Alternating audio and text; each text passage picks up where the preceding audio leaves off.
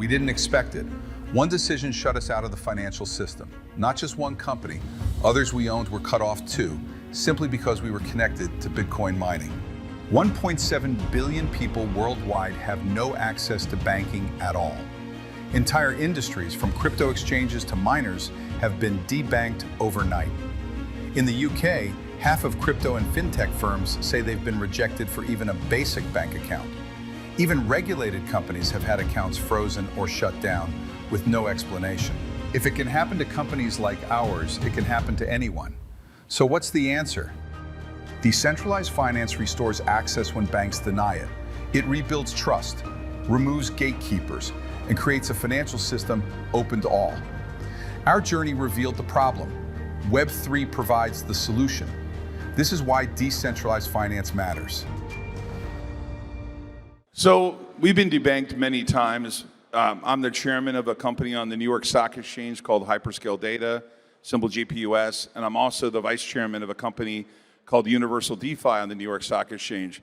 And I've learned that TradFi doesn't mean I'm a tranny or some other weird name, that actually means that I'm a centralized finance guy who's accepted the idea that DeFi is all that really matters. I'm gonna outline for you why this matters to me. And that is, our business has been shut down by banks more than 10 times. And imagine having a roughly 150 million in Bitcoin. You sell it at Coinbase a little bit, but you have nowhere to send it. You can't pay your employees. You can't pay for your insurance. You can't pay for anything.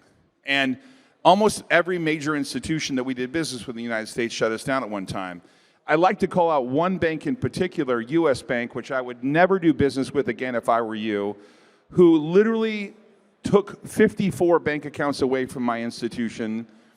We are in 3 countries and effectively have 18 subsidiaries at the time. And it got so bad that my wife, who I have 4 kids, was effectively a Girl Scout troop leader. She lost her Girl Scout cookie account. Literally, the bank just basically said, because you're associated with that bad Bitcoin miner, Todd Ault, we're not going to let you have a bank account. And quite honestly, I really thought I was going to go out of business if it wasn't for Donald Trump. Now, I'm not going to debate politics with you, but we made a big bet on the administration. 8 years ago, we wanted to launch this project called Ault Blockchain. We couldn't do it. The lawyer said this structure wasn't there. It's there today, and it's because of the Trump administration. It's because of the SEC's changes in rules and philosophy. And being shut out of the banking system is a disaster. And this is still happening today. Now, I know it's getting easier. There's no question that it's getting easier. But I want to talk to you about why we're building the Ault Blockchain. And that is basically, we want to allow people, and you're going to hear a lot about this real-world asset thing. You hear it everywhere, right? Real-world assets. It's a talking point, but it means nothing without liquidity. And Universal DeFi, the company on the New York Stock Exchange, symbol UUU, is going to be providing liquidity for real-world assets, in which you think about, if you put any asset on the blockchain, you tokenize it. If there's not an underlying bid for that asset, and we all know, those of you who are trading real-world assets now know there's no liquidity. Don't kid yourself, it's going to be a long time before that happens because there's really no centralized way to trade it. And I would argue you don't want a centralized way to trade it, right? But what you do need is to understand that DeFi, in my opinion, is going to rule the world. I'll explain to you simply why that's the case. And by the way, 35 years on Wall Street, I started off my career at Dean Witter, did tons of underwritings, tons of IPOs, and I have completely drank the Kool-Aid that there is not going to be I love the New York Stock Exchange. I love the NASDAQ. But if you don't change really quickly, all these degens are coming for you. They're all coming for your jobs. There ain't going to be any more centralized. There's not a centralized place, in my opinion. Now, it has to exist. I understand that. But the idea of what's happened in decentralized finance, there's no way to stop it now. It's a worm, it's a virus, you can't stop, there's no cure, you're not going to be able to take Lysol or Clorox or whatever they said we should take to clean it up. It's not going away. It's a virus that's great. You got to drink it all in and allow yourself to understand. I've been mining Bitcoin since 2011, aggressively mining Bitcoin starting in 2017. And there was a period of time where it was like a scarlet letter in the United States. But what's happened over time is the biggest institutions in the world have figured out we better catch up. Now, I'll lay out a thesis for you about this in a second. If you have ever studied history, and I encourage you all that use ChatGPT or Ask ROI, it's another AI app like ChatGPT, I encourage you to look this up. What have been the financial capitals of the world? So we all know, if we studied history, it was Babylon, right? And it was eventually Rome. I'm going to skip around a little bit. It was Rome and Baghdad and Venice. And in the 1800s, it was London. And then eventually New York in the 1900s. And now in the 2000s, it was Singapore, New York, London, and eventually Dubai. And where you have it now, the capitals of the world for finance are those areas. But I would argue, going forward, there is no place that's the capital of the world. It doesn't exist anymore. It's going to be DGens. It's going to be DeFi. And think about that. There's always been these centers of the world that are ahead of capital. As long as man has existed, whether it was in Egypt at one time or Rome, there's been controlled finance. The idea that human beings are not going to have to go to one location to get this controlled finance is really what's changing everything. So our story in terms of policy is to basically position ourselves with the right people and tell them how we think this is coming. Now, do I think that I had any influence on the Trump administration? No, I don't think I had any. But I helped a little bit by saying the policies of Obama and the Biden administration, the choke point scenario, where they wanted to choke you out of finance, where if you were a gun manufacturer, you couldn't get a bank account. It was legal to sell marijuana in one place, but illegal to take a credit card to do it. These policies are insane, but it drove us to understand that this insanity made it possible for decentralized finance. And I think if we all think that we're busy, right? Like we're really busy and maybe we missed it. Did you miss it? Did you think, I missed decentralized finance. It's too late for Bitcoin. It's too late for crypto. We're not even in the first inning.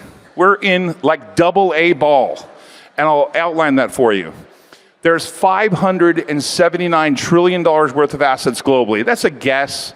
You can run that through ChatGPT. About 250 billion of them or so, to 379 billion or trillion, are in real estate. Another 250 million in other, 250 trillion, I can't even say the word, are in other assets.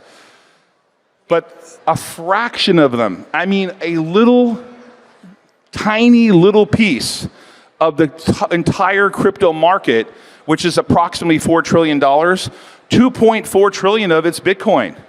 You take that out and there is no tokenization, nothing. You guys, this is a huge conference. One of the most amazing things I've seen being here and the people I'm meeting here, and the amount of innovation taking place here is amazing, but it's just getting started. Like, people don't realize where you're at. This is you who have a wallet are centralized finance. You are the head of the world. You basically are the head of all finance. You control your own destiny. And what I supply to you is that we're creating a blockchain so that people can build real world assets on them that have liquidity. And so we own a broker-dealer, part of a broker-dealer, a transfer agent, a corresponding clearing firm for other broker-dealers. That's traditional finance. But the world is going to run that fast, but it's too late. Sorry, Jamie Dimon, it's too late for you. This is all going to pass you by. I really believe that sincerely, that traditional finance is going to go completely DeFi in some hybrid centralization. The idea of convincing people, now I see people say, why are you putting these up there? Because these are the policymakers that have bought into it. She converted from being a Democrat to a Republican. Anything is possible now. Pam Bondi, thank God I know her, because the prior Attorney General probably wanted to lock me up. And then Rick Grinnell, who's a policymaker who brought Tether back to the United States. These are people making a difference. You got to get to know their policies and understand them, because you are basically, you have become centralized finance. I don't know about Tucker. I mean, Tucker, Tucker's pretty big in Dubai now, right? But the concept here is that all this came together. I put up all these names up here to point out that these different people, they all were not friends at one point, but they all love each other now, right? And the point is that the Attorney General of Utah, he's going to head up our DAO. They are all on the same side as you now, understanding that they can't miss out, that they got to be part of what's happening here. And so for us, the idea is, how do you bring real world assets on chain? And what we're doing is we're taking everything we own in private equity. We're taking the crane company, we're taking the defense business, the licensed lender, the casino, everything we have in private equity, and we're saying we're committing to putting these on chain. And you're going to see this in a rapid rate really around the world. So when you hear this real world asset thing, you have to ask yourself, how is it going to have any liquidity? And that's kind of where we're going to specialize in adding liquidity, allowing people to trade them around the world, and doing it in a way where you don't get debanked. Now, I'm circling back to this process because most of you out there, developers, creators, investors, the next leg of this is figuring out how you're going to create rails that let decentralized finance allow your wallet to never leave the ecosphere. So imagine that I can pay my employees in Tether, I can pay all my bills in Tether, I can acquire stuff in Tether, I can borrow in Tether. I never ever have to touch the centralized market.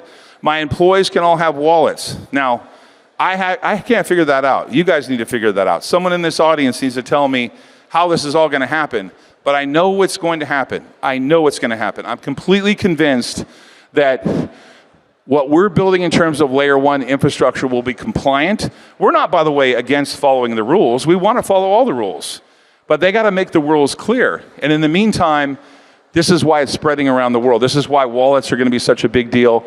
Because you got to realize that the centralized game, the people who are in centralized finance now are freaking out. They don't know what to do. I mean, the king of crypto is Donald Trump. He's 78 years old. So you got to realize they don't know what to do about this. And they're trying to figure it out, and the genie's out of the bottle. There's no way to put it back in the bottle. So we're doing this by selling nodes. We have 500,000 nodes for sale. We're selling a backbone of proof of work around the globe where these nodes can earn 10 years worth of emissions. They can earn the coin. No one's giving the coin away to you. You're not going up against Founder Coin. You're not going up against trading against other people that got the coin for free. Everybody earns their keep in centralized finance and decentralized finance with us. There's a shift to tokenization. I've talked about that. And it's important to understand that the underlying yield effect and the trading, I mean, if you're paying attention to what's happening with Hyperliquid and what's happening with Binance, CZ, you're seeing clearly right now that Hyperliquid has got about 20% of the market. That's an example of sort of an exponential move in the marketplace, whereas in less than a year, trillions of dollars of assets are trading there, and they're doing it with 11 people. So this brings back us to why we're doing AI. So we own an AI data center in Michigan because not only are these companies launching products with less people, but they're on a profitability basis, they're more profitable than ever before with less employees. So AI, I submit to you, and decentralized finance are colliding in a way that's going to make it so that the financial capital of the world is you. It's cyberspace, backed by Bitcoin, traded on all markets. And the conclusion there is we're building something that we want to be able to provide access 24 hours a day, 7 days a week, 365 days a year. And this is a big goal. I know that it sounds a little absurd, but the goal is to be able to provide access to trading all assets globally, 24 hours a day, connected around the world. Ault Markets is effectively like a Bloomberg on steroids powered by AI. I'm super proud of this. It's something that I worked on for about 20 years, and now AI has made it all possible. The advancement in technology in the last couple months has made it possible. I've got to go. I appreciate your time. If you want to be interested in Node, let us know. Dale's over there. I appreciate everybody. Thank you so much. Enjoy the conference. This is a great conference, everybody.